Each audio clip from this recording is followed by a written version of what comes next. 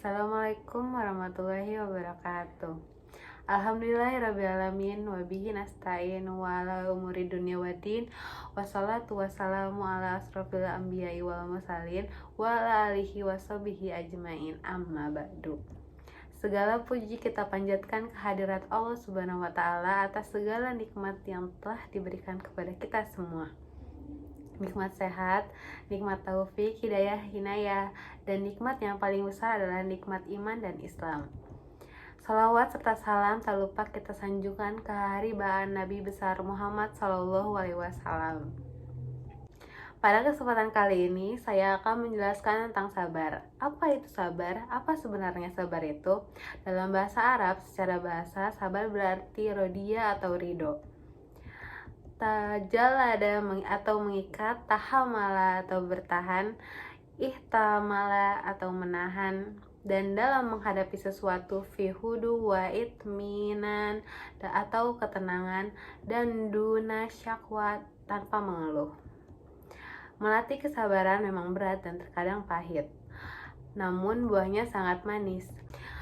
Allah Subhanahu wa Ta'ala berfirman dalam surat Al-Baqarah ayat 159, Ya ayyuhallazina amanu sta'inu bisobri wassalat, yang artinya, wahai orang-orang yang beriman, mohonlah pertolongan kepada Allah dengan sabar dan sholat.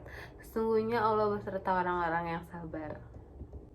Bukankah sungguh manis jika kita dicintai oleh Allah? Namun tentunya untuk mencapai tingkatan itu tidaklah mudah. Mengapa berat untuk berbuat sabar?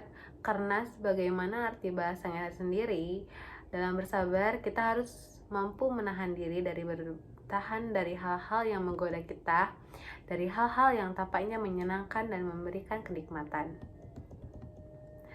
Jika kita berkaca dari kisah Nabi Yusuf dalam Al-Quran, setidaknya ada 3 jenis kesabaran yang harus kita asah, yaitu sabar menahan amarah, melawan godaan nafsu, dan menghadapi cobaan. Bentuk kesabaran yang pertama adalah sabar dalam menahan amarah. Saat Nabi Yakub, ayah Nabi Yusuf, menerima kabar bahwa Nabi Yusuf dimakan oleh serigala, yang ia katakan adalah fasabrun jamil. Yang hal ini terekam dalam surat Yusuf ayat 129 yang artinya, dan mereka datang membawa baju gamisnya yang berlumuran darah palsu. Dia Yakub berkata, sebenarnya hanya dirimu sendirilah yang memandang baik urusan yang buruk itu. Maka hanya bersabar itulah yang terbaik bagiku, dan kepada Allah saja memohon pertolongannya terhadap apa yang kamu ceritakan. Kesabaran menahan amarah juga ditunjukkan oleh Nabi Yusuf di penghujung kisah Nabi Yusuf.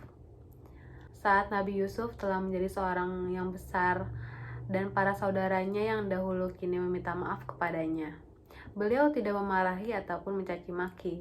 Justru beliau berkata, sebagaimana terekam dalam Al-Quran yang artinya, Ya Yusuf berkata, pada hari ini tidak ada sisaan terhadap kamu, mudah-mudahan Allah mengampuni kamu, dan Dia Maha Penyayang di antara para penyayang.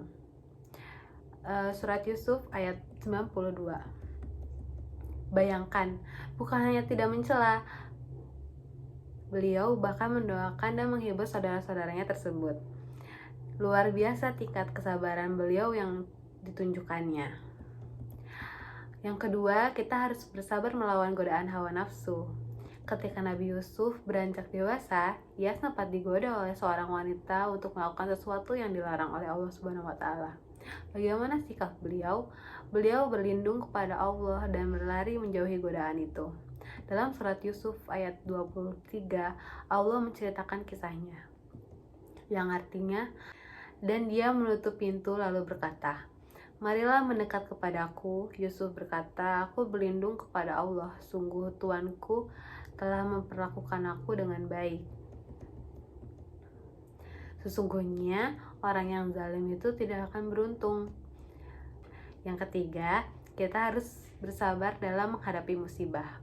Dalam surat Yusuf, Allah mengisahkan bagaimana sang raja bermimpi melihat 7 ekor sapi betina yang gemuk dimakan oleh 7 ekor sapi betina yang kurus. 7 tangkai gandum yang hijau dan 7 tangkai lainnya yang kering. Nabi Yusuf mentawilkan mimpi itu sebagai berikut. Dia Yusuf berkata, agar kamu bercocok tanam 7 tahun berturut-turut sebagaimana biasa. Kemudian apa yang kamu tuai hendaklah kamu biarkan di tangkainya, kecuali sedikit untuk kamu makan. Kemudian setelah itu akan datang 7 tahun yang sangat sulit, yang menghabiskan apa yang kamu simpan untuk menghadapi tahun sulit, kecuali sedikit dari apa bibit gandum yang kamu simpan. Setelah itu akan datang tahun di mana manusia diberi hujan dengan cukup dan masa itu mereka memeras anggur. Surat Yusuf ayat 47-49. Dapat kita lihat bahwa dengan kesabaran mereka akhirnya bisa melewati cobaan berupa masa-masa yang sulit. Dan 7 tahun yang sulit itu saat dilewati dengan penuh kesabaran akhirnya membuahkan tahun yang manis. Demikian saya akhiri, kurang lebihnya mohon maaf karena kesempurnaan hanya milik Allah, kesalahan milik saya. Wabillahi taufiq wa hidayah. Wassalamualaikum warahmatullahi wabarakatuh.